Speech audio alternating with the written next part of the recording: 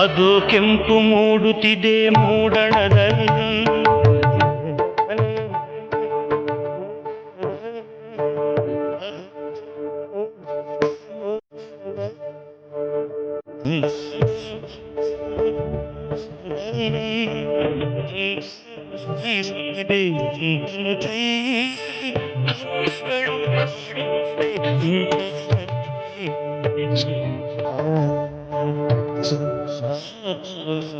ಪ್ರಭುವೇ ಮಂಜುನಾಥ ಸ್ವಾಮಿ ಪೂಜ್ಯಾಯ ರಾಘವೇಂದ್ರಾಯ ಸತ್ಯಧರ್ಮರತಾಯ ಚ ಭಜತಾಂ ಕಲ್ಪವೃಕ್ಷಾಯ ನಮತಾಂ ಕಾಮಧೇನವೇ. ಗುರು ರಾಘವೇಂದ್ರ ಗುರು ರಾಘವೇಂದ್ರ ಗುರು ರಾಘವೇಂದ್ರ ಗುರುರಾಯರ ವಿಶೇಷವಾಗಿರ್ತಕ್ಕಂಥ ಪರಿಮಳ ಗ್ರಂಥವನ್ನು ತಾವು ದರ್ಶನ ಮಾಡ್ತಿದ್ದೀರಿ. ಮಂತ್ರಾಲಯದ ಪ್ರಭುಗಳಾಗಿರ್ತಕ್ಕಂಥ ಗುರುರಾಯರ ವಿಶೇಷವಾಗಿರ್ತಕ್ಕಂಥ ಗ್ರಂಥವೇ ಈ ಪರಿಮಳ ಗ್ರಂಥ. ರಾಯರು ತಮ್ಮ ಸ್ವಹಸ್ತದಿಂದ ಬರೆದಿರ್ತಕ್ಕಂಥ ಈ ಗ್ರಂಥ ಮಹರ್ಷಿ ಮಂದಿರಕ್ಕೆ ಇವತ್ತಿನ ದಿವಸ ನನ್ನ ಅದೃಷ್ಟವೇ ಅದೃಷ್ಟದಂತೆ ಗುರುರಾಯರ ಆ ವಿಶೇಷವಾಗಿರ್ತಕ್ಕಂಥ ಮೂಲ ಸಾನ್ನಿಧ್ಯ ಮಂತ್ರಾಲಯದಿಂದ ಬಂದಿರತಕ್ಕಂಥ, ಅದರಲ್ಲೂ ನಮ್ಮ ದೊಡ್ಡ ಅಕ್ಕಬಾವರವರು ಈ ವಿಶೇಷವಾಗಿರ್ತಕ್ಕಂಥ ಗ್ರಂಥವನ್ನು ನನಗೆ ದಯಪಾಲಿಸಿದ್ದಾರೆ. ಗುರು ರಾಘವೇಂದ್ರ ಗುರು ರಾಘವೇಂದ್ರ ಗುರು ರಾಘವೇಂದ್ರ.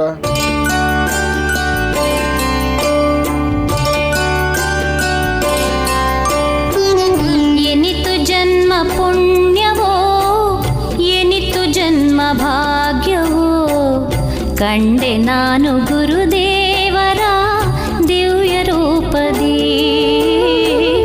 ಎನಿತು ಜನ್ಮ ಪುಣ್ಯವೋ ಎನಿತು ಜನ್ಮ ಭಾಗ್ಯವೋ, ಕಂಡೆ ನಾನು ಗುರುದೇವರ ದಿವ್ಯ ರೂಪದಿ. ಯಾವ ದೇವರಿತ್ತ ವರವೋ ಯಾರ ಆಶೀರ್ವಾದವೋ, ಯಾವ ದೇವರಿತ್ತ ವರವೋ ಯಾರ ಆಶೀರ್ವಾದವೋ, ಆನಂದ ಗುರೂಜಿರವರ ಪಾದ ಕಂಡೆನಾ. ಗುರುವ ದಿವ್ಯ ಚರಣ ಸ್ಪರ್ಶದಿ ಧನ್ಯಳಾದೆನಾ.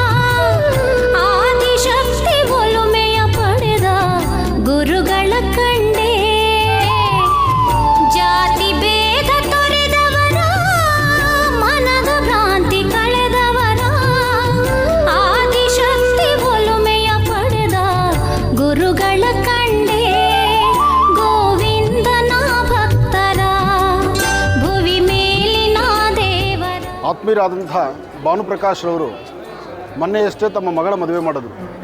ಬಹಳ ವೈಭವೀಪೂರಿತವಾಗಿ, ಬಹಳ ಅದ್ಭುತವಾಗಿ, ಸಾಕಷ್ಟು ಜನ ವೇದ ಪಂಡಿತರು, ಗುರುಗಳು ಎಲ್ಲರ ಸಮ್ಮುಖದಲ್ಲಿ ವಿಪ್ರೋತ್ತಮರನ್ನು ನೋಡ್ಬೋದಾದರೆ ಭಾನುಪ್ರಕಾಶ್ರವರ ಸುಪುತ್ರಿಯ ಆ ಮದುವೆ ವಿವಾಹ ಸಂದರ್ಭದಲ್ಲಿ ಸಂಸ್ಕಾರ, ಸಂಸ್ಕೃತಿ, ಸಂಪ್ರದಾಯ ಜೊತೆಗೆ ಧರ್ಮದ ಬಗ್ಗೆ ನಿರಂತರವಾದಂಥ ಹೋರಾಟ ಇದೆಲ್ಲ ಮಾಡುವಂತಹ ನನ್ನ ಆತ್ಮೀಯರಾದಂಥ ಭಾನುಪ್ರಕಾಶ್ರವರು ಇವತ್ತು ನನ್ನ ವಾಸ್ತುಗೃಹಕ್ಕೆ ಬಂದು ಮಹರ್ಷಿ ಮಂದಿರದಲ್ಲಿ ವಿಶೇಷವಾಗಿರ್ತಕ್ಕಂಥ ತಾಯಿ ಮಹಾಲಕ್ಷ್ಮಿ ಹಸನ್ಮುಖಿಯಾಗಿ ನಗುತ್ತಾ ವಿಷ್ಣುವಿನ ಅರ್ಧಾಂಗಿಯಾದಂತಹ ಒಂದು ಕೈಯಲ್ಲಿ ಕಮಲವನ್ನು ಹಿಡಿದು ಮತ್ತೊಂದು ಕೈಯಲ್ಲಿ ಅಮೃತ ಕಲಶವನ್ನು ಹಿಡಿದು ಶಂಕು ಚಕ್ರಗಳೊಡನೆ ಪದ್ಮಾಕಾರವಾಗಿ ಕೂತಿರ್ತಕ್ಕಂಥ ತಾಯಿ ಮಹಾಲಕ್ಷ್ಮಿಯನ್ನು ಕೊಟ್ಟು ಆಶೀರ್ವದಿಸಿದ್ದಾರೆ. ಇದು ನನ್ನ ಪೂರ್ವಜನ್ಮದ ಪುಣ್ಯವೇ ಸರಿ.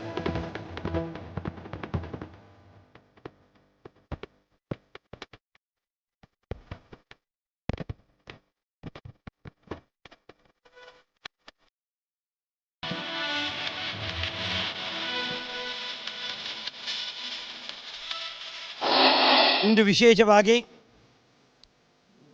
ಬೆಂಗಳೂರಿನ ಯಲಹಂಕದಲ್ಲಿ ನವರತ್ನ ಅಗ್ರದಲ್ಲಿರತಕ್ಕಂಥ ಸಾದಳ್ಳಿಯಲ್ಲಿರತಕ್ಕಂಥ ನಮಗೆಲ್ಲ ಪ್ರತಿದಿನ ಮಾಧ್ಯಮದ ಮುಖಾಂತರವಾಗಿ ದೈವಗಳ ದರ್ಶನ, ಸಾವಧಾನ ಚಿತ್ತನಿಂದ 4 ಮಾತುಗಳು ಮತ್ತು ನಮಗೆ ಅನೇಕ ವಿಚಾರಧಾರೆಗಳನ್ನು, ಧಾರ್ಮಿಕ ವಿಚಾರಗಳನ್ನು ಎಲ್ಲವನ್ನು ಹೇಳತಕ್ಕಂಥ ಆನಂದ ಗುರೂಜಿಯವರು ಇವತ್ತು ವಿಶೇಷವಾದಂಥ ನೂತನ ನವಾಗಾರ ಪ್ರವೇಶವನ್ನು ಮಾಡಿದ್ದಾರೆ. ಯಾಕೆಂದರೆ ಇಂಥ ಒಂದು ಕಾರ್ಯಕ್ರಮ ಆಗಬೇಕಾದರೆ ನಮ್ಮಲ್ಲಿ ಶಾಸ್ತ್ರದಲ್ಲಿ ಹೇಳ್ತಾರೆ, ಪಶು, ಪತ್ನಿ, ಸುತ, ಆಲಯ ಇವೆಲ್ಲ ಪೂರ್ವ ಜನ್ಮದಲ್ಲಿ ಯಾವುದಾದ್ರು ಒಂದು ಒಳ್ಳೆಯ ಕೆಲಸವನ್ನು ಮಾಡಿದರೆ ಭಗವಂತ ಅದು ನಮಗೆ ವಾಪಸ್ ತಂದು ಕೊಡ್ತಾನೆ. ಅದೇ ರೀತಿ ಅವರ ಮನಸ್ಸು ಹೇಗೆ ಇದೆಯೋ ಅದೇ ರೀತಿ 2 ದಿನಗಳ ಕಾಲ ಈ ಒಂದು ಆಲಯದಲ್ಲಿ ಪರಮಾತ್ಮನ ಸನ್ನಿಧಾನವೇ ಇಲ್ಲಿರೋ ಕಾಣ್ತಾ ಇದೆ ಮಹಾಲಕ್ಷ್ಮಿ. ಹಾಗೆ ಅವರ ಕುಟುಂಬ ವರ್ಗದವರು, ಅವರ ಮನೆಯವರು ಎಲ್ಲರೂ ಸಹಿತ ಈ ಒಂದು ಕಾರ್ಯಕ್ರಮವನ್ನು ಬಹಳ ಶ್ರದ್ಧಾಭಕ್ತಿಯಿಂದ ಎಲ್ಲ ಇನ್ನೂ ಅನೇಕ ಜನರನ್ನು ಸೇರಿಸ್ಕೊಂಡು ಕಾರ್ಯಕ್ರಮ ಯಶಸ್ವಿಯಾಗಿ ಮಾಡಿದ್ದಾರೆ. ನಿನ್ನೆ ರಾತ್ರಿ ವಾಸ್ತು ರಾಕ್ಷೋಗ್ನ ಹೋಮಾದಿಗಳು ಮತ್ತು ಪ್ರಾತಃ ಕಾಲದಲ್ಲಿ ಬ್ರಾಹ್ಮಿ ಮುಹೂರ್ತ, ಮಾಘ ಮಾಸ, ಭಗವಂತ ಸೂರ್ಯನಾರಾಯಣ, ಇವತ್ತು ಮಿತ್ರರವಿ, ಸೂರ್ಯ, ಭಾನು, ಖಗಪೂಚ, ಹಿರಣ್ಯ ಗರ್ಭ, ಮರೀಚ, ಆದಿತ್ಯ, ಸವಿತ್ತು, ಅರ್ಕ ಭಾಸ್ಕರರ ಪಂಚಮಿ, ಬಹಳ ವಿಶೇಷವಾದಂಥ ಮುಹೂರ್ತ. ಅವರಿದೇ ಆಗಲೇಬೇಕು ಅಂತೇಳಿ ಅವತ್ತಿನ ಸಹ ಹೇಳಿದ್ರು. ಅಂಥ ಶುಭ ಮುಹೂರ್ತದಲ್ಲಿ ಎಲ್ಲರೂ ಸಹಿತ ಗೋವುಗಳನ್ನು ನಾವು ಪ್ರವೇಶ ಮಾಡಿದ್ವಿ. ಅದರ ಜೊತೆಯಲ್ಲಿ ಗಜರಾಜನನ್ನು ಸಹಿತ ಗಣಪತಿಯನ್ನೇ ಪ್ರತ್ಯಕ್ಷವಾಗಿ ನಡೆದಿರತಕ್ಕಂಥ ಏಕೈಕ ಗೃಹ ಪ್ರವೇಶ ಅಂದರೆ ಕರ್ನಾಟಕದಲ್ಲಿದೆ ಮೊದಲು. ಅಂಥ ಒಂದು ವಿಶೇಷವಾದಂಥ ಕಾರ್ಯಕ್ರಮ ಬಹಳ ಶ್ರದ್ಧಾ ಭಕ್ತಿಯಿಂದ ಪೂಜೆಗಳು, ಹೋಮಾದಿಗಳು, ಅನೇಕ ಜನರು ಇವತ್ತು ಗುರುಗಳು ಎಲ್ಲರೂ ಸಹಿತ ಇಷ್ಟಮಿತ್ರರು, ಬಂಧುಗಳು ಎಲ್ಲರನ್ನು ಸತ್ಕರಿಸಿ ಅವರಿಗೆ ಮಹಾಲಕ್ಷ್ಮಿ ಚಿತ್ರವನ್ನು ಸಹಿತ ಕೊಟ್ಟು ಆಶೀರ್ವದಿಸಿ ಎಲ್ರಿಗೂ ಸಹಿತ ತಮ್ಮ ತಮ್ಮ ಕೋರಿಕೆಗಳು ನಡೀಲಿ ಅಂತ ಹೇಳಿ ಆ ಶಿವಂವಾಸ್ತು ಅನ್ನತಕ್ಕಂಥ ಆ ಶಿವನ ಮಂತ್ರವನ್ನು ನಾವು ಇಲ್ಲಿ ಪಠಣ ಮಾಡಿದ್ವಿ. ಈಗ ಯಾಕೆಂದರೆ ಶಿವ ಅಂದರೆ ಮಂಗಳ ಅಂತ ಹೆಸರು. ಅಂಥ ಒಂದು ವಾಸ್ತುಮರ್ತ್ಯ ನಮಸ್ತುಭ್ಯಂ ಭೂಷಯ್ಯ ನಿರತ ಪ್ರಭು ಮದ್ಗ್ರಹಂ ಧನಧಾನ್ಯಾದಿ. ಹಾಗೆ ಅವನು ನೈಋತ್ಯದಿಂದ ಈಶಾನ್ಯದವರೆಗೆ ಮನೆ ವಾಸ್ತುವಲ್ಲಿ ಮಲಗಿರ್ತಾನೆ.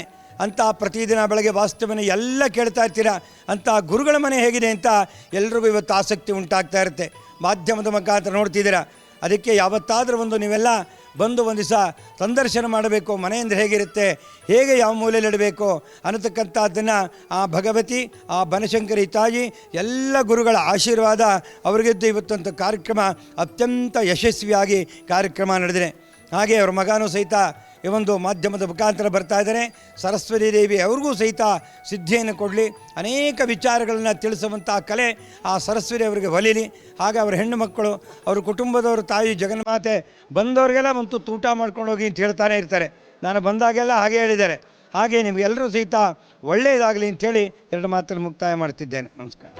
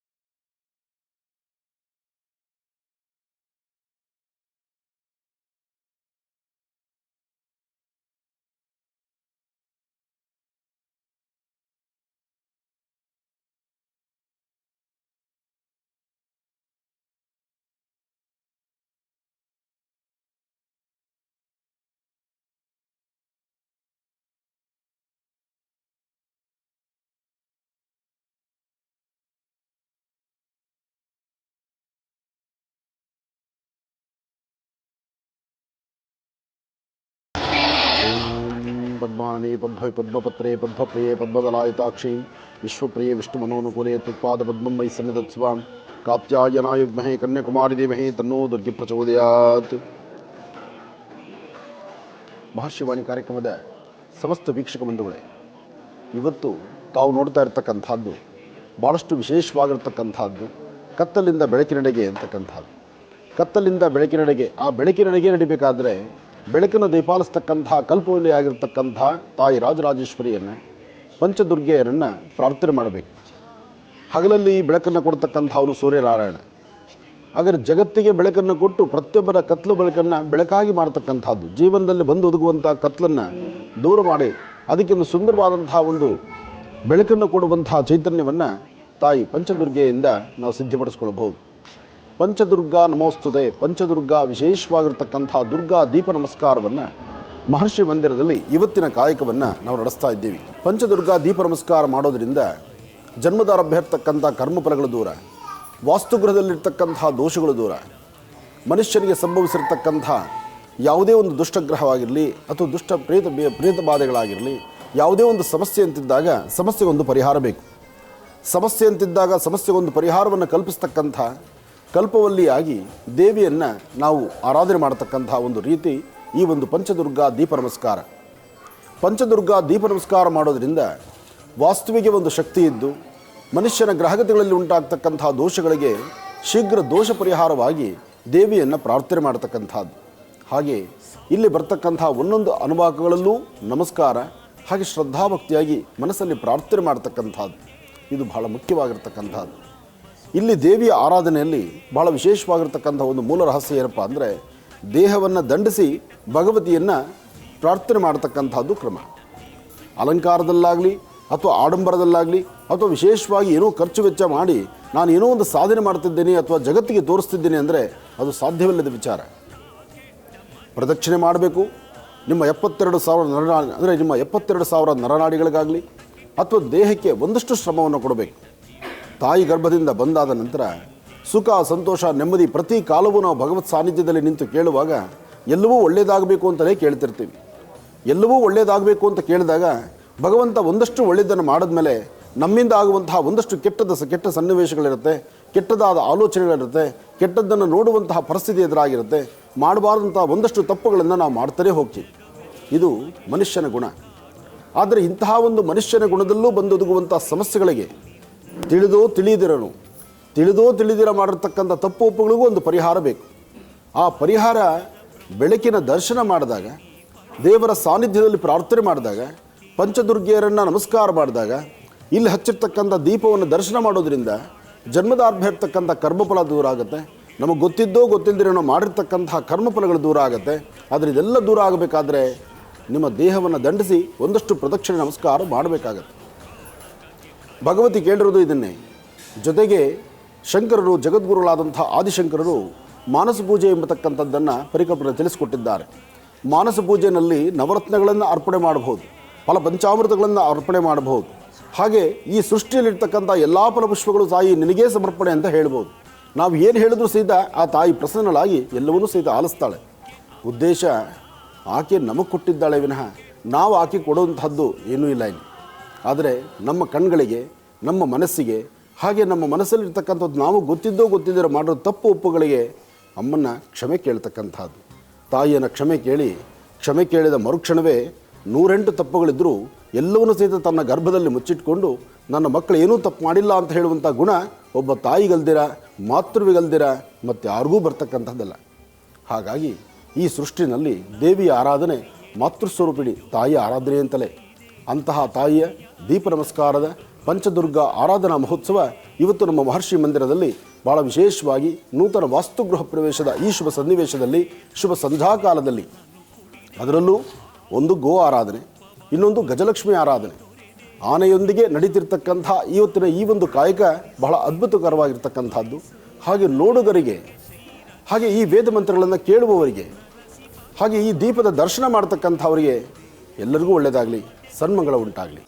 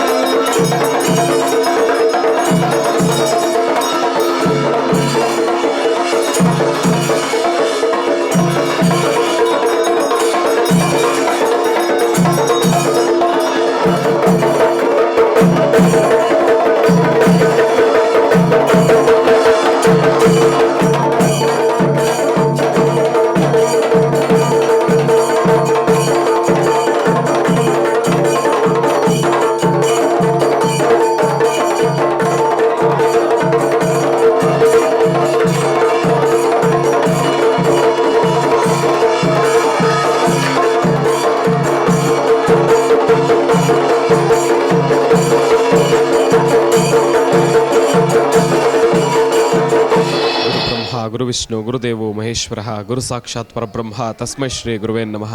ಕಲ್ಯಾಣಾದ್ಭುತ ಗಾತ್ರಾಯ ಕಾಮಿದಾರ್ಥ ಪ್ರದಾಯಿನೇಂ ಶ್ರೀಮದ್ ವೆಂಕಟನಾಥಾಯಾಂ ಶ್ರೀನಿವಾಸಾಯ ಮಂಗಳಂ.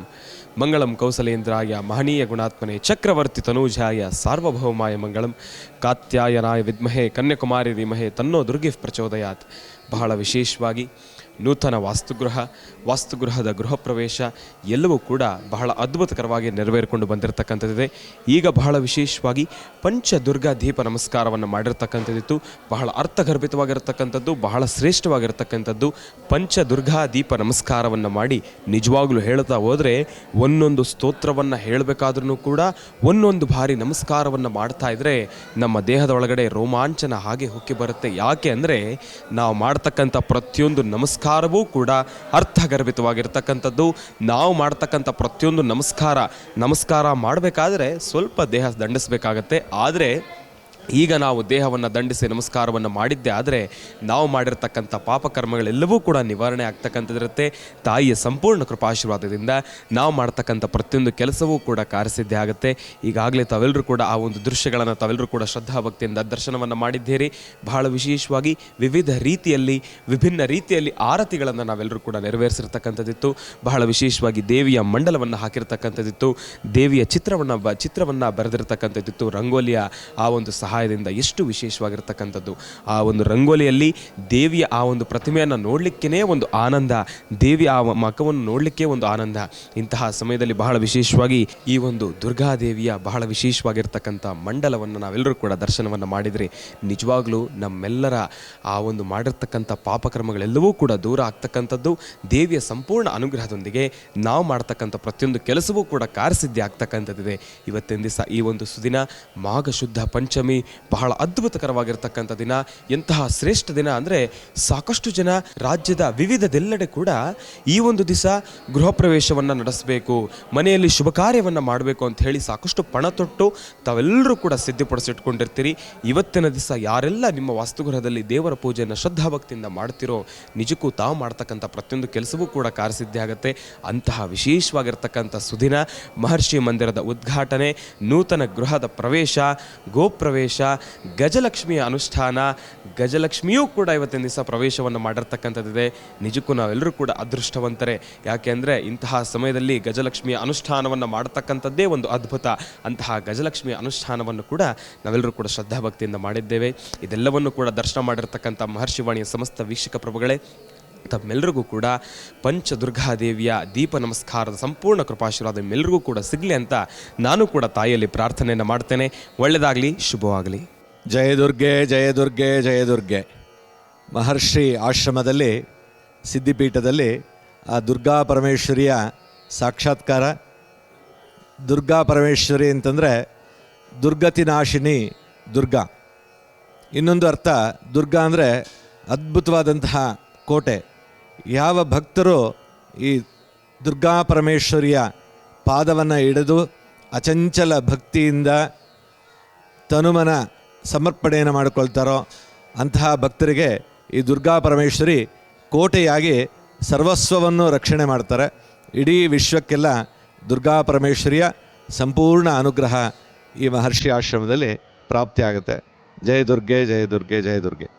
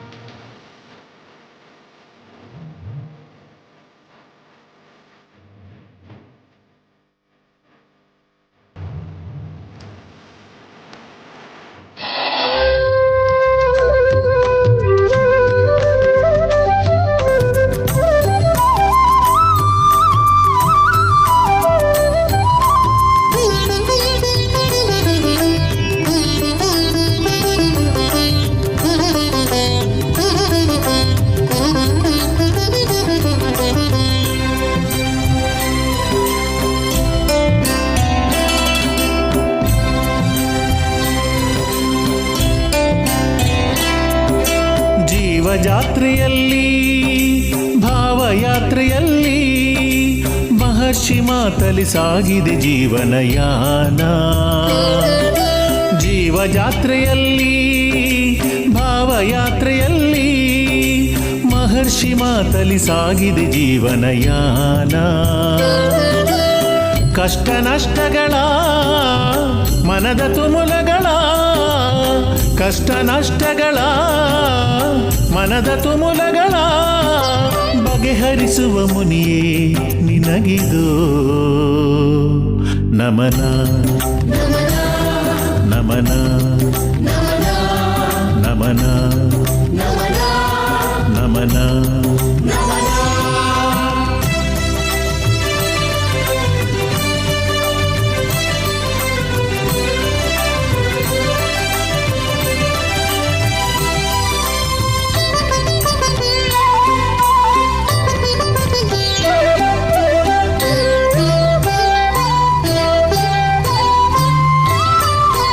ನೊಂದವರ ಕಣ್ಣೀರು ಒರೆಸುವ ನೀತ, ಕಲಿಯುಗದೊಳು ಇವ ಋಷಿ ಮುನಿಗಳ ಸಂಕೇತ. ನೊಂದವರ ಕಣ್ಣೀರು ಒರೆಸುವ ನೀತ, ಕಲಿಯುಗದೊಳು ಇವ ಋಷಿ ಮುನಿಗಳ ಸಂಕೇತ. ಪಾದವ ನೀಡಲು ಪಾಪನಾಶವು, ಅಭಯವ ನೀಡಲು ಆನೆಯ ಬಲವು. ಪಾದವ ನೀಡಲು ಪಾಪನಾಶವು, ಅಭಯವ ನೀಡಲು ಆನೆಯ ಬಲವು. ಮಹರ್ಷಿಯೇ ನಿನಗಿದು ನಮನ ನಮನ ನಮನ ನಮನ ನಮನ. ಜೀವಜಾತ್ರೆಯಲ್ಲಿ ಭಾವಯಾತ್ರೆಯಲ್ಲಿ ಮಹರ್ಷಿ ಮಾತಲಿ ಸಾಗಿದೆ ಜೀವನಯಾನ. ಮಹರ್ಷಿ ಮಾತಲಿ ಸಾಗಿದೆ ಜೀವನಯಾನ.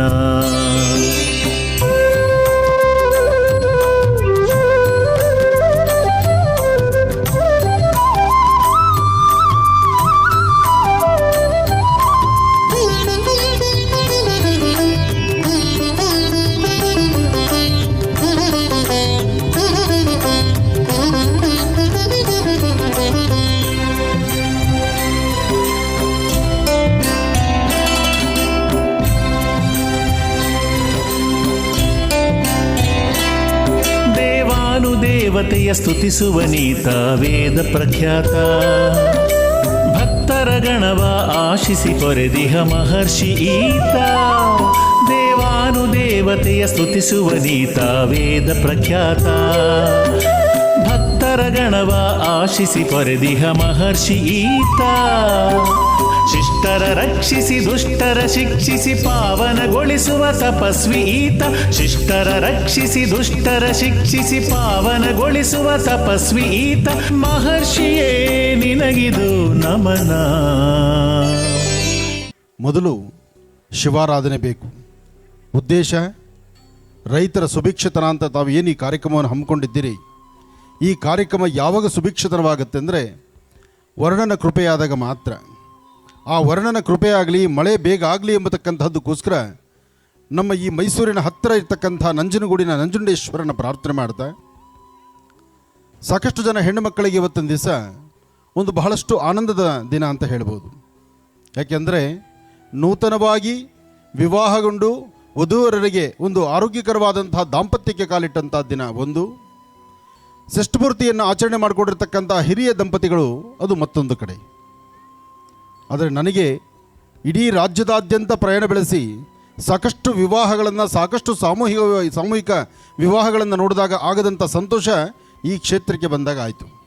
ಉದ್ದೇಶ ಆ ವಯಸ್ಸಾಗಿರ್ತಕ್ಕಂಥ ಹಿರಿಯ ಜೀವಿಗಳನ್ನು, ಆ ವಯಸ್ಸಾದಂಥ ಹಿರಿಯ ದಂಪತಿಗಳನ್ನು ನೋಡಿ ನನಗಂತೂ ಬಹಳ ಸಂತೋಷ ಆಯಿತು. ವಯಸ್ಸಾಗಿರ್ತಕ್ಕಂಥ ಹಿರಿಯರಿಗೆ ಷಷ್ಠಪೂರ್ತಿ ಮಾಡಿಸುವಂಥ ಕ್ರಮ ಇದೆಯಲ್ಲ, ಅದು ಸಾಮಾನ್ಯವಾದ್ದಲ್ಲ. ಯಾವ ವಾಸ್ತುಗೃಹದಲ್ಲಿ ಷಷ್ಠಪೂರ್ತಿ ಶಾಂತಿ ಆಗುತ್ತೋ ಆ ವಾಸ್ತು ಸಂಪೂರ್ಣವಾದಂಥ ಇರ್ತಕ್ಕಂಥ ದೋಷಗಳು ಬೇಗ ದೂರ ಆಗುತ್ತೆ. ಆ ಹಿರಿಯ ಜೀವಗಳಿಗೆ, ವಯಸ್ಸಾಗಿರ್ತಕ್ಕಂಥ ತಂದೆ ತಾಯಂದಿರಿಗೆ ಅವರ ಆರೋಗ್ಯ ವೃದ್ಧಿ ಆಗುತ್ತೆ, ಕುಟುಂಬದಲ್ಲಿ ಶಾಂತಿ ನೆಮ್ಮದಿ ಸಿಗುತ್ತೆ. ನಿಮ್ಮಗಳ ಜೀವನಕ್ಕೆ ಒಂದು ಬೆಳಕು ಅಂದರೆ ಅದು ನಿಮ್ಮ ತಂದೆ ತಾಯಿ. ನಿಮ್ಮಗಳ ಜೀವನಕ್ಕೆ ಒಂದು ಬೆಳಕು ಅತ್ಯುತ್ತಮವಾದಂಥದ್ದು ತಂದೆ ತಾಯಿ. ಆ ತಂದೆ ತಾಯಿ ಆಶೀರ್ವಾದ ಪಡೆದು ಅವರನ್ನು ನಗರಕ್ತಾ ಇಟ್ಕೊಳ್ಳುವಂಥದ್ದು ದೊಡ್ಡ ಕಾಯಕ. ಇವತ್ತು ನಾವು ನೀವೆಲ್ಲರೂ ಸಹಿತ ಮಳೆಗಾಗಿ ಪರಿತಪಿಸ್ತಾ ಇದ್ದೀವಿ. ಮಳೆಯಾದರೆ ಏನು ಸಂತೋಷ ಆಗುತ್ತೋ ಅದಕ್ಕೆ 4ರಷ್ಟು ಸಂತೋಷ ಈ ದಂಪತಿಗಳನ್ನು, ವಯಸ್ಸಾದಂಥ ಹಿರಿಯ ದಂಪತಿಗಳನ್ನು ನೋಡಿದಾಗ ನನಗಂತೂ ಬಹಳ ಸಂತೋಷ ಆಯಿತು. ಈ ಕಾರ್ಯಕ್ರಮವನ್ನು ಹಮ್ಮಿಕೊಂಡು ಈ ಕಾರ್ಯಕ್ರಮದಲ್ಲಿ ನೀವು ಬರಬೇಕು ಅಂತ ನನ್ನ ಮುಂದೆ ಬಂದು ಅವರು ಮೊದಲು ನಾನು ಬಂದು ಕೇಳಿದಾಗ ನಾನು ಹೇಳಿದ ಮಾತಿದ್ದೇನೆ. ಎಲ್ಲ ಕಡೆ ಸಾಮೂಹಿಕ ವಿವಾಹ ನಡೆಸ್ತಿರ್ತಾರೆ, ಆದರೆ ಆ ವಿವಾಹದಲ್ಲಿ ಅತ್ಯುತ್ತಮವಾದಂಥದ್ದು ಎಲ್ಲರೂ ಚರಿತ್ರೆಯಲ್ಲಿ ನಿಲ್ಲುವಂಥ ಒಂದು ಕೆಲಸ ಆಗಬೇಕಾದ್ರೆ ಹಿರಿಯ ದಂಪತಿಗಳನ್ನು ನೀವು ಕರೆಸಿ ಅವರಿಗೆ ಷಷ್ಠಪೂರ್ತಿ ಶಾಂತಿ ಮಾಡಿಸ್ಬೇಕು ಅಂತ. ಆದರೆ ಇವತ್ತು ಭಾಳ ವಿಶೇಷವಾಗಿರ್ತಕ್ಕಂಥ ದಿನ, ಅತ್ಯುತ್ತಮವಾದಂತಹ ದಿನ. ಇಂತಹ ದಿನದಲ್ಲಿ ವಿಶೇಷವಾಗಿ ಈ ವೇದಿಕೆ ಮೇಲಿರ್ತಕ್ಕಂತಹ ಎಲ್ಲ ಮುತ್ತು ರತ್ನಗಳು ಬಹಳ ಶಕ್ತಿಯುತವಾದಂಥದ್ದೇ. ಒಂದು ಕಡೆ ರೈತರಿದ್ದಾರೆ, ಇನ್ನೊಂದು ಕಡೆ ಯೋಧರಿದ್ದಾರೆ.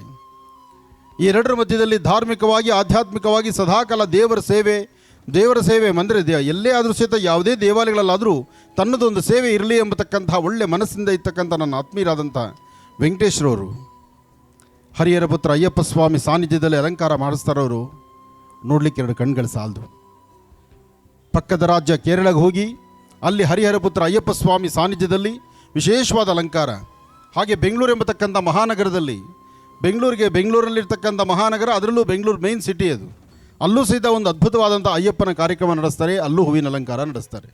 ಒಂದು ವಿಶೇಷವಾದಂಥ ಹೂವಿನ ಅಲಂಕಾರ ನೋಡ್ಬೋದು ಅಂದರೆ ಅದು ವೆಂಕಟೇಶ್ವರು ಮಾಡಿಸ್ತಕ್ಕಂಥ ಅಲಂಕಾರ. ನಾನು ಹತ್ತಿರದಿಂದ ನೋಡಿದ್ದೇನೆ, ನನ್ನ ಕಣ್ಣಲ್ಲಿ ಕಂಡದ್ದನ್ನು ನಾನು ಮಾತಾಡ್ತಾ ಇದ್ದೇನೆ. ನಾನು ಯಾವುದೇ ದೇವ್ರ ಮುಂದೆ ನಿಂತು ಒಂದು ಪ್ರಾರ್ಥನೆ ಅಂತ ಸಲ್ಲಿಸಿದ್ರೆ ನನ್ನ ಪರಿವಾರಕ್ಕಾಗಿ ನನ್ನ ಪ್ರಾರ್ಥನೆ ಇರೋದಿಲ್ಲ. ನನ್ನ ಪರಿವಾರಕ್ಕಾಗಿ ನನ್ನ ಪ್ರಾರ್ಥನೆ ಏನಂದರೆ, ಭಗವಂತ ನನ್ನನ್ನು ಇಟ್ಟಿದ್ಯಾ, ನಾನಿರೋ ತನಕ ನನ್ನ ಇಡೀ ಕುಟುಂಬ ಚೆನ್ನಾಗಿರುತ್ತೆ, ಅದಕ್ಕೆ ನಿನ್ನ ಆಶೀರ್ವಾದ ಇರುತ್ತೆ. ಆದರೆ ನಾನು ನಿನ್ನ ಮುಂದೆ ಪ್ರಾರ್ಥನೆ ಮಾಡೋದೇನಪ್ಪ ಅಂದರೆ, ಜೈ ಜವಾನ್ ಜೈ ಕಿಸಾನ್, ರೈತರಿಗಾಗಿ ಯೋಧರಿಗಾಗಿ ನನ್ನ ಮೊದಲನೇ ಪ್ರಾರ್ಥನೆ ಇರುತ್ತೆ. ಆ ಪ್ರಾರ್ಥನೆಯನ್ನು ನಿತ್ಯ ನಿರಂತರವಾಗಿ ನಡೆಸ್ತಾ ಇದ್ದೇನೆ. ಅದು ನನಗೊಂದು ಬಹಳ ಸಂತೋಷ. ನನ್ನ 2 ಕಣ್ಗಳಂತಲೇ ನಾನು ಹೇಳಿದ್ದೇನೆ, ಒಂದು ರೈತರು ಒಂದು ಯೋಧರು ಅಂತ ಹೇಳಿದ್ದೇನೆ.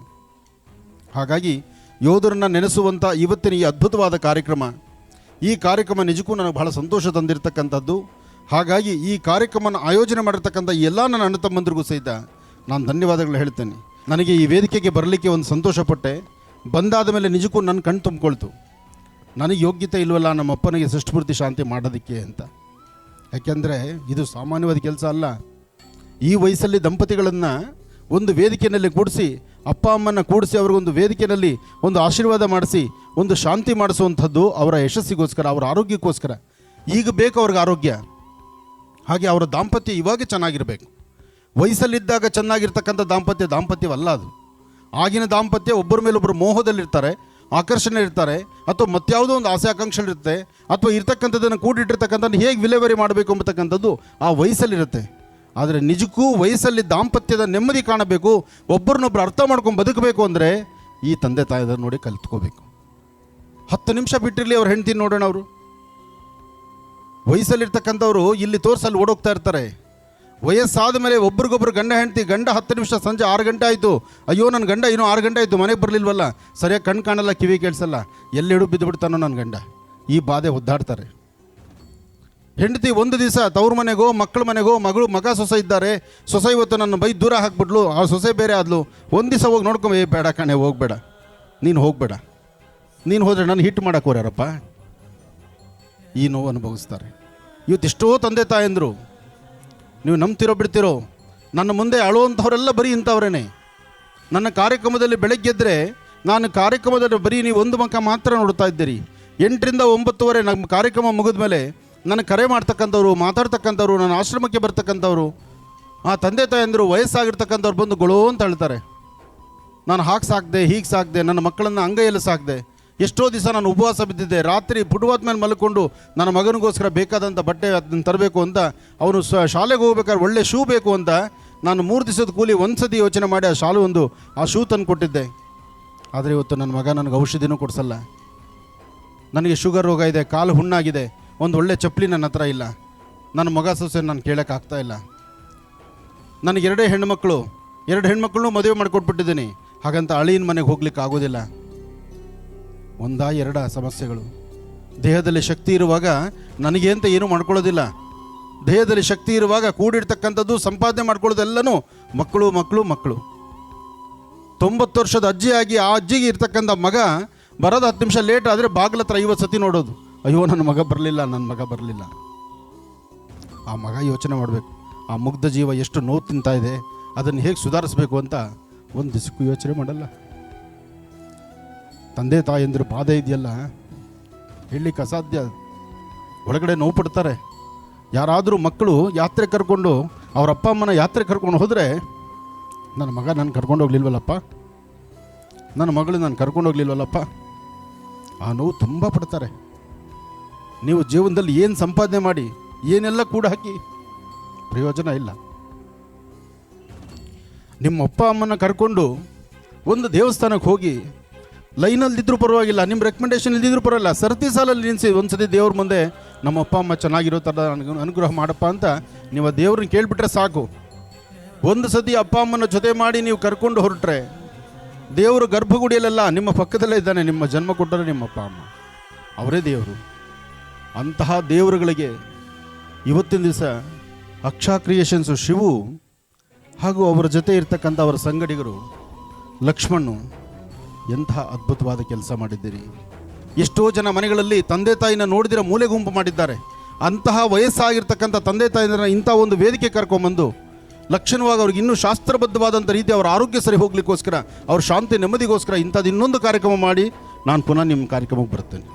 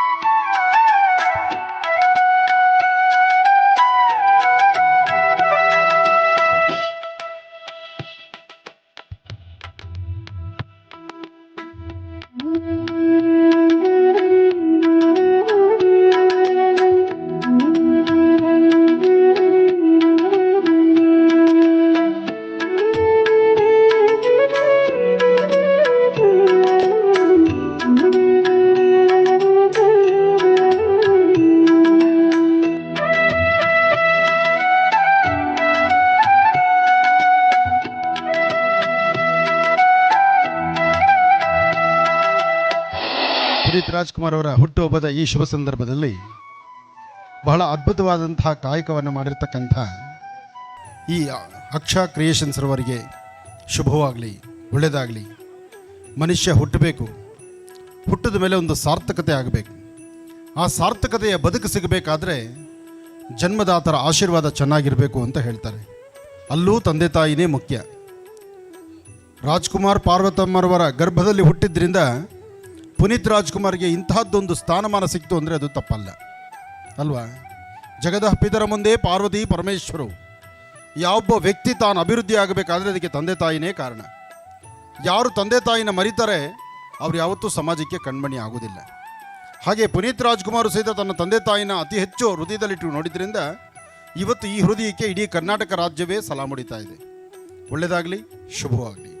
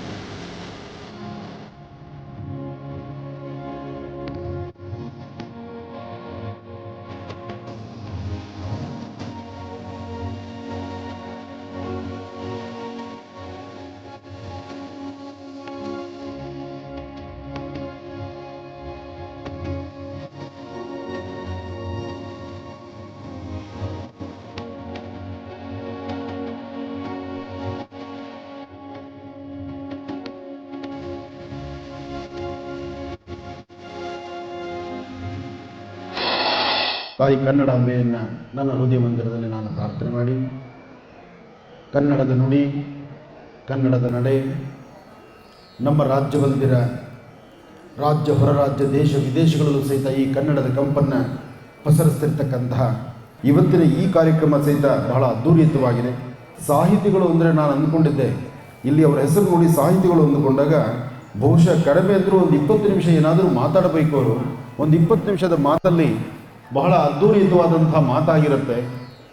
ಆ ಮಾತು ಬಹಳಷ್ಟು ತೂಕ ಇರುತ್ತೆ. ಆ ತೂಕ ಹೇಗಿರಬೇಕಪ್ಪ ಅಂದರೆ ಬಹುಶಃ ನಾನು ಇದರಿಂದ ಇನ್ನೂ ಅರಿತುಕೊಳ್ಳುವಂಥದ್ದು ಏನಾದ್ರು ಇದ್ದರೂ ಅರಿತುಕೋಬೇಕಾಗತ್ತೆ ಅಂತ. ಆದರೆ ಅರಿತುಕೊಳ್ಳೋದಕ್ಕಿಂತ ಆ ಮಾತು ಒಂದು ವಿಶೇಷವಾದಂಥ ಆಭರಣವಾಗಿ ಮಾಡಿ ಹಾಕ್ಕೊಳ್ಬೋದಾಗುವಂಥ ಮಾತನ್ನೇ ನಮ್ಮ ಷಡಾಕ್ಷರಿಯವರು ಆಡಿದ್ರು. ಮಾತು ಚಿಕ್ಕದಾದರೂ ಮಾತಾಡಿದ್ರೆ ಹೋಯಿತು, ಮುತ್ತು ಹೊಡೆದ್ರೆ ಹೋಯಿತು.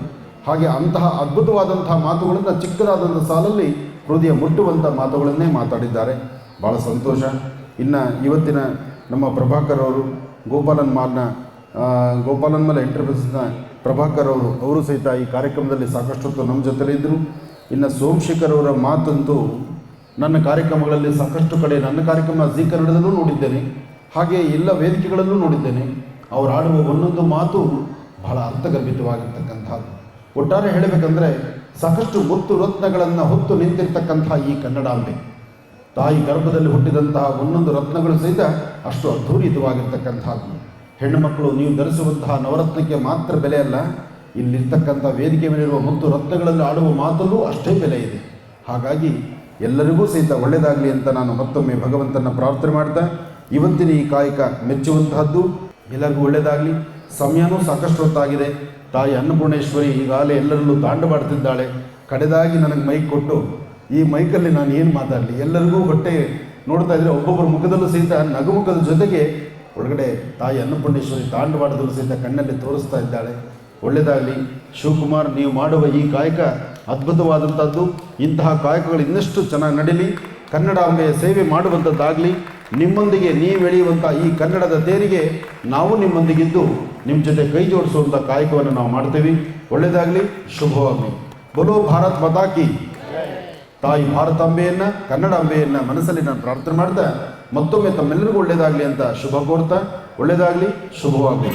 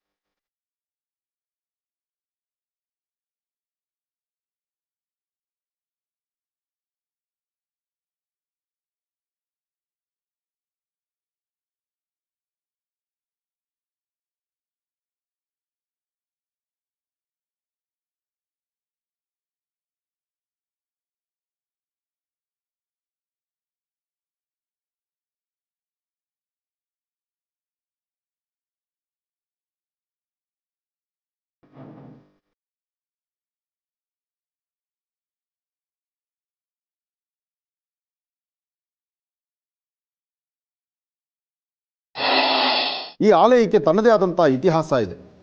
ಈ ಆಲಯ ಬಹಳ ಅದ್ಭುತವಾಗಿರ್ತಕ್ಕಂಥದ್ದು, ವಿಜ್ಞಾನಕ್ಕೂ ನಿಲುಕದ್ದು. ಅಂದರೆ ಈ ಒಂದು ಆಲಯ ಆಗಲಿ, ಈ ಆಲಯದ ಒಳಗಿರ್ತಕ್ಕಂಥ ಕಟ್ಟಡದ ಕಲ್ಲುಗಳಾಗಲಿ, ಇದು ಸಾಮಾನ್ಯರಿಂದ ಎತ್ತಿ ಕೂಡಿಸೋಕ್ಕೂ ಆಗದಿರತಕ್ಕಂಥದ್ದು. ಅಂದಿನ ಕಾಲಧರ್ಮಕ್ಕೆ ಸಮನ್ವಯವಾಗಿ ಬಹಳಷ್ಟು ದೊಡ್ಡದಾದಂಥ ಆಲಯ, ದೊಡ್ಡದಾದಂಥ ಬಂಡೆ ಮತ್ತು ಚಪ್ಪಡಿ ಕಲ್ಲುಗಳಿರ್ತಕ್ಕಂಥದ್ದು. ಇದನ್ನು ದಯಾಲ ಬಚ್ಚಯ್ಯಗೌಡರು ಅಂತಕ್ಕಂಥ ವ್ಯಕ್ತಿ ಅವರು ಸಂಕಲ್ಪ ಮಾಡಿ ಅವರು ಕಟ್ಟಿಸಿದಂಥದ್ದು. ದಯಾಲ ಬಚ್ಚೇಗೌಡರು ಎಂಬತಕ್ಕಂಥ ಆ ಹೆಸರು ಯಾಕೆ ಬಂತು? ಬಚ್ಚೇಗೌಡರು ಎಂಬತಕ್ಕಂಥ ವ್ಯಕ್ತಿಯ ಹೆಸರು, ಅದಕ್ಕೆ ಜೊತೆ ಸೇರಿರ್ತಕ್ಕಂಥದ್ದು ದಯಾಲು ಎಂಬತಕ್ಕಂಥದ್ದು. ದಯಾಲು ಅಂದರೆ ತೆಲುಗಿನ ಪದ, ಅಂದರೆ ದೆವ್ವಗಳ ಆಸ್ಥಾನ ಅಂತ ಇತ್ತು. ಅಂದರೆ ದೆವ್ವಗಳು ನಿರ್ಮಿತ ಮಾಡಿರ್ತಕ್ಕಂಥ, ದೆವ್ವಗಳೇ ನಿರ್ಮಿಸಿರ್ತಕ್ಕಂಥ ಒಂದು ಅದ್ಭುತವಾದಂಥ ಆಲಯ ಅಂದರೂ ಇದು ತಪ್ಪಾಗಲಾರದು. ಇದರ ಇತಿಹಾಸ ಹೀಗೆ ಇದೆ. ದಯಾಲ ಬಚ್ಚೇಗೌಡರು ಎಂಬತಕ್ಕಂಥ ಒಬ್ಬ ವ್ಯಕ್ತಿ, ಅಂದರೆ ಊರಿನ ಗೌಡರು, ಅವರ ಒಂದು ಸಂಕಲ್ಪ ಇತ್ತು, ನಾನೊಂದು ಶಿವಾಲಯವನ್ನು ಕಟ್ಟಬೇಕು ಅಂತ. ಶಿವಾಲಯವನ್ನು ಕಟ್ಟಬೇಕು ಎಂಬತಕ್ಕಂತಹ ಒಂದು ಮಹತ್ ಸಂಕಲ್ಪ ಮಾಡಿ ಪ್ರತಿನಿತ್ಯ ಒಂದಷ್ಟು ಇಟ್ಟಿಗೆ ಆಗಲಿ ಒಂದಷ್ಟು ಕಲ್ಲುಗಳಾಗಲಿ ಎಲ್ಲವನ್ನು ಸಹಿತ ಒಂದು ಕಡೆ ಗುಡ್ಡ ಹಾಕ್ತಾ ಇದ್ರು. ಒಂದು ಕಡೆಗೆ ಗುಡ್ಡ ಹಾಕುವಂಥ ಕಾಲ ಪ್ರತಿ ದಿವಸ ಬೆಳಗ್ಗೆಯಿಂದ ಸಂಜೆವರೆಗೂ ಅವರ ಶಕ್ತಿಯಾನುಸಾರ ಒಂದಷ್ಟು ಕಲ್ಲುಗಳನ್ನು ತಂದು ಗುಡ್ಡ ಹಾಕಿದ್ರೆ ಪುನಃ ಮಾರನೇ ದಿವಸ ಬೆಳಗ್ಗೆ ಬಂದು ನೋಡೋಷ್ಟೊತ್ತಿಗೆ ಆ ಕಲ್ಲುಗಳಾಗಲಿ ಅಥವಾ ಇಟ್ಟಿಗೆಗಳಾಗಲಿ ಅದಕ್ಕೆ ಸಂಬಂಧಪಡ್ತಕ್ಕಂಥ ಪದಾರ್ಥ ಒಂದು ಚೂರು ಇರ್ತಿರಲಿಲ್ಲ, ಎಲ್ಲವೂ ಚಲ್ಲಾಪಿಲ್ಲಿಯಾಗಿ ಹೋಗ್ತಾ ಇತ್ತು. ಇದು ಒಂದು ದಿವಸ ಸರಿ, 2 ದಿವಸ ಸರಿ, 3 ದಿವಸ ಸರಿ, ತಿಂಗಳುಗಳು ಸರಿ. ಹಾಗೆ ತಿಂಗಳಾದರೂ ಸಹಿತ ಇಟ್ಟಂಥ ವಸ್ತು ಒಂದು ಕಾಣದೇ ಇದ್ದಾಗ ಒಂದು ರಾತ್ರಿ ಏನು ಈ ಸಮಸ್ಯೆ ಆಗ್ತಿದೆಯಲ್ಲ, ಏನು ಈ ತೊಂದರೆ ಆಗ್ತಾ ಇದೆಯಲ್ಲ ಅಂತಕ್ಕಂಥ ಆಲೋಚನೆ ಮಾಡಿ ಆ ತೊಂದರೆ ಏನಾಗ್ತಿದೆ ಎಂಬತಕ್ಕಂಥದ್ದು ಆಲೋಚನೆಯಿಂದ ಆ ರಾತ್ರಿ ಅಲ್ಲೇ ಉಳ್ಕೊಂಡ್ರು. ಈ ಭಾಗದಲ್ಲಿರ್ತಕ್ಕಂಥ ಒಂದಷ್ಟು ಆತ್ಮಗಳಂದರೆ ದೆವ್ವಗಳಂತ ಏನಿದೆ, ಇವತ್ತು ದೆವ್ವಗಳಂದರೆ ಅಂದಿನ ಆತ್ಮಗಳು ಒಂದಷ್ಟು ಬಂದು ಇಲ್ಲಿನ ಅಟ್ಟಹಾಸವನ್ನು ಮೆರಿತಿರ್ತಕ್ಕಂಥದ್ದನ್ನು ಕಣ್ಣಲ್ಲೇ ಕಂಡರು. ಜೊತೆಗೆ ಯಾವುದೇ ಒಬ್ಬ ರೈತ ಆದರೂ ರೈತ ಬರಿಗೈಲಿ ಓಡಾಡೋದಿಲ್ಲ. ಒಂದು ಕೊಡ್ಲಿಯೋ ಒಂದು ಮಚ್ಚೋ ಅಥವಾ ಏನಾದರೂ ಒಂದು ವಸ್ತುವನ್ನು, ಏನಾದರೂ ಒಂದು ಉಪಕರಣವನ್ನು ತಮ್ಮನ್ನು ರಕ್ಷಣೆ ಮಾಡ್ಕೊಳ್ಳಿಕ್ಕೋ ಅಥವಾ ತಮ್ಮ ಮನೆಯಲ್ಲಿರ್ತಕ್ಕಂಥ ದನಕರುಗಳಿಗೆ ಬೇಕಾದಂಥ ಮೇವು ಕಟ್ ಮಾಡಲಿಕ್ಕೋ ಒಂದು ಆಯುಧವನ್ನಂತೂ ಇಟ್ಕೊಂಡೇ ಇರ್ತಾರೆ. ಅಂತಹ ಆಯುಧದಲ್ಲಿ ಒಂದು ಕುಡುಗೋಲು ಇಟ್ಕೊಂಡಿದ್ದಂತಹದ್ದನ್ನು ಗೌಡರು ಕಾಣಬಹುದು. ಹಾಗೆ ಗೌಡರ ಕೈಲಿದ್ದಂತಹ ಕುಡುಗೋಲು ಸಹಿತ ದೆವ್ವಗಳೆತ್ಕೊಂಡು ಆಟ ಆಡುವಾಗ ಆ ದೆವ್ವಗಳ ಜೊತೆಯಲ್ಲೇ ಹಾಗೆ ಆ ರಾತ್ರಿ ಕಳೆದು ಉಪಾಯವಾಗಿ ಕೈಯಲ್ಲಿರ್ತಕ್ಕಂಥ ಕುಡುಗೋಲನ್ನು ತೆಗೆದುಕೊಂಡು ದೆವ್ವಗಳ ಕೇಶವನ್ನು, ಅಂದರೆ ಹಿಂದೆ ಇದು ನಮ್ಮ ತಂದೆಯವರು ಹೇಳೋರು, ಇದು ಹಿಂದಿನ ಪದ್ಧತಿ ಹಾಗಿತ್ತು. ಕೆಲವು ಕಡೆ ಇವತ್ತಿಗೂ ಸಹಿತ ಹಿರಿಯರು ಹೇಳ್ತಾರೆ, ಹುಣಸೆ ಮರದ ಹತ್ರ ಓಡಾಡಬೇಡಿ ಅಥವಾ ಕೆಲವು ಸ್ಮಶಾನಗಳ ಹತ್ರ ಓಡಾಡಬೇಡಿ, ಎಲ್ಲನ ಹೊರಡಬೇಕಾದ್ರೆ ಸ್ವಲ್ಪ ಜೋಪಾನ, ಮನೆಯಿಂದ ಒಂದು ವಸ್ತುವನ್ನು ಏನಾದರೂ ಒಂದು ಊಟ ಕಟ್ಕಳಿಸ್ಬೇಕಾದ್ರೆ ಆ ಊಟದ ಬಾಕ್ಸ್ ಜೊತೆಗೆ ಒಂದಷ್ಟು ಮೆಣಸಿನ್ಕಾಯೋ ಅಥವಾ ಇಜ್ಜಲು ಇಂಥದ್ದನ್ನು ಕೊಟ್ಟು ಪ್ಯಾಕ್ ಮಾಡಿ ಕಳಿಸೋದು ಇವತ್ತಿಗೂ ಪದ್ಧತಿ. ಇದು ಹಳ್ಳಿಗಳ ಕಡೆ ಇವತ್ತಿಗೂ ನಡೆಯುತ್ತೆ. ಯಾಕೆಂದರೆ ಕೆಲವಷ್ಟು ಆತ್ಮಗಳಿಗೆ ಸರಿಯಾದಂಥ ಮುಕ್ತಿ ಇಲ್ದಿರ, ಮೇಲೂ ಇಲ್ದಿರ, ತಳಗೂ ಇಲ್ದಿರ ಅಕಾಲವಾಗಿ ನಡೆದಂತಹ ಅಕಾಲ ಸಾವಿಗೆ ಈಡಾದಂಥವರು ಇಂತಹ ನೋವನ್ನು ಅನುಭವಿಸ್ತಿರ್ತಾರೆ. ಹಾಗೆ ಅಂದು ಆ ದೆವ್ವಗಳ ಕೇಶವನ್ನು ಕಟ್ ಮಾಡಿ ಆ ಕುಡುಗೋಲಿಂದ ಅದನ್ನು ಆ ದಯಾಳು ಬಚ್ಚೇಗೌಡರು ಎಂಬತಕ್ಕಂಥ ವ್ಯಕ್ತಿ ತನ್ನ ಬಲಭಾಗದ ತೊಡೆ ಸೀಳಿಕೊಂಡು ತೊಡೆ ಒಳಗಡೆ ಆ ಕೂದಲನ್ನು ಇಟ್ಕೊಂಡಿದ್ದರಿಂದ ಅಲ್ಲಿಂದ ಆಚೆಗೆ ಆ ದೆವ್ವಗಳು ಅವ್ರಿಗೆ ವಶವಾಯಿತು. ಇದೆಲ್ಲ ಒಂಥರ ಕಥೆನೋ, ಯಾವುದೋ ಹಳೆಯ ಒಂದು ಚಿತ್ರಕಥೆನೋ ಅಥವಾ ಒಂದು ಫಿಲಿಮಲ್ಲಿ ಬರ್ತಿದ್ದೋ, ಹಿಂದೆ ಎಲ್ಲ ಈ ತರಹ ಬರುವಂಥದ್ದಿತ್ತು. ಆದರೆ ಸತ್ಯಾಸತ್ಯತೆಗಳೇನು ಎಂಬತಕ್ಕಂಥದ್ದನ್ನು ಇಲ್ಲಿ ನೀವು ಬಂದು ನೋಡಿದ್ರೆ ಮಾತ್ರ ನಿಮಗೆ ಗೊತ್ತಾಗುತ್ತೆ. ನಾವು ಹೇಳೋದು ಹಾಸ್ಯಾಸ್ಪದವಾಗಿರ್ಬೋದು, ಅಬ್ಬಾ ಆನಂದ್ ಗುರುಜಿಯವರು ಇಂಥದ್ದು ಹೇಳ್ತಿದ್ದಾರಲ್ಲ ಅಂತ ನಿಮಗೆ ಕೇಳೋಂಗಿರ್ಬೋದು.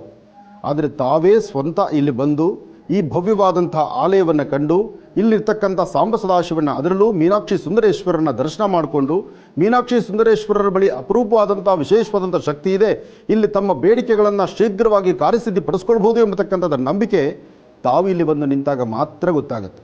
ಆ ಬಚ್ಚೇಗೌಡರು ಎಲ್ಲವೂ ಸಹಿತ ವಶಪಡಿಸ್ಕೊಂಡಂಗೆ ಆಯಿತು. ವಶಪಡಿಸ್ಕೊಂಡು ಮಾರನೇ ದಿವಸ ಹೇಳಿದ್ರು, ನಿಮ್ಮ ಕೇಶಗಳು ನಿಮಗೆ ಬೇಕಾದರೆ ಈ ರಾತ್ರಿಯಲ್ಲೇ ಈ ದೇವಾಲಯ ಕಂಪ್ಲೀಟಾಗಿ ರೆಡಿ ಆಗಬೇಕು. ಈ ದೇವಾಲಯವನ್ನು ನಿರ್ಮಿತ ಮಾಡಿದ್ರೆ, ದೇವಾಲಯವನ್ನು ಕಟ್ಟಿದ್ರೆ ನಿಮ್ಮ ಕೇಶವನ್ನು ನಾನು ಏನು ಕಟ್ ಮಾಡಿದ್ದೀನಿ ಅದು ನಿಮ್ಮ ವಶಕ್ಕೆ ಕೊಟ್ಬಿಡ್ತೇನೆ. ಈ ಮಾತನ್ನು ಕೇಳಿ ಆಗ ಸಂಪೂರ್ಣವಾದಂಥ ರೀತಿ ಒಂದು ಭವ್ಯವಾದಂಥ ದೇವಾಲಯವನ್ನು ದೆವ್ವಗಳೇ ಕಟ್ಟಿರ್ತಕ್ಕಂಥದ್ದು. ದೆವ್ವಗಳು ಕಟ್ಟಿರ್ತಕ್ಕಂಥ ಈ ಭವ್ಯವಾದಂತಹ ಈ ದೇಗುಲದ ಮೇಲ್ಭಾಗದಲ್ಲಿರ್ತಕ್ಕಂಥ ಬೃಹತ್ ಮಟ್ಟದ ಬಂಡೆಗಳು, ಒಂದೊಂದು ಕಂಬಗಳು ಸಹಿತ ಬಹಳ ಅದ್ಭುತವಾದಂಥದ್ದು, ಸಾಮಾನ್ಯರಿಂದ ಮೇಲೆ ಎತ್ತಿಡ್ಲಿಕ್ಕೆ ಆಗದಿರತಕ್ಕಂಥದ್ದು. ಜೊತೆಗೆ ಈ ಸಾನ್ನಿಧ್ಯದ ಮತ್ತೊಂದು ಶಕ್ತಿ ಎಂದರೆ ಇಲ್ಲಿರ್ತಕ್ಕಂಥ ಮೀನಾಕ್ಷಿ ಸುಂದರೇಶ್ವರನ ಶ್ರದ್ಧೆಯಿಂದ ಭಕ್ತಿಯಿಂದ ಯಾರು ಏನು ಅಪೇಕ್ಷೆ ಕೇಳಿದ್ರು ಅವರ ಮನೋಕಾಮನೆಗಳ ಕಾರ್ಯಸಿದ್ಧಿ ಆಗುತ್ತೆ ಎಂಬತಕ್ಕಂಥದ್ದು ಈ ಗ್ರಾಮದ ಪ್ರತಿಯೊಬ್ಬರ ಮಾತು.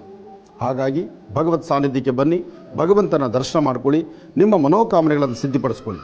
ಪ್ರತಿ ಸೋಮವಾರ ಪರ್ವಕಾಲಗಳಲ್ಲಿ ಶಿವರಾತ್ರಿ, ಮಾಸ ಶಿವರಾತ್ರಿ, ಜೊತೆಗೆ ಅಮಾವಾಸ್ಯೆ, ಹೀಗೆ ಒಂದೊಂದು ವಿಶೇಷವಾಗಿರ್ತಕ್ಕಂಥ ಕಾಲಗಳಲ್ಲೂ ಇಲ್ಲಿ ಸ್ವಾಮಿಗಿರತಕ್ಕಂಥ ರುದ್ರನಿಗೆ ರುದ್ರಾಭಿಷೇಕ, ಜೊತೆಗೆ ಶಿವಾಷ್ಟೋತ್ರ, ಸ್ವಾಮಿಗಿರತಕ್ಕಂಥ ಭಸ್ಮಾರ್ಚನೆ ಎಲ್ಲವೂ ಸಹಿತ ಬಹಳ ಅದ್ಭುತವಾದಂಥದ್ದು.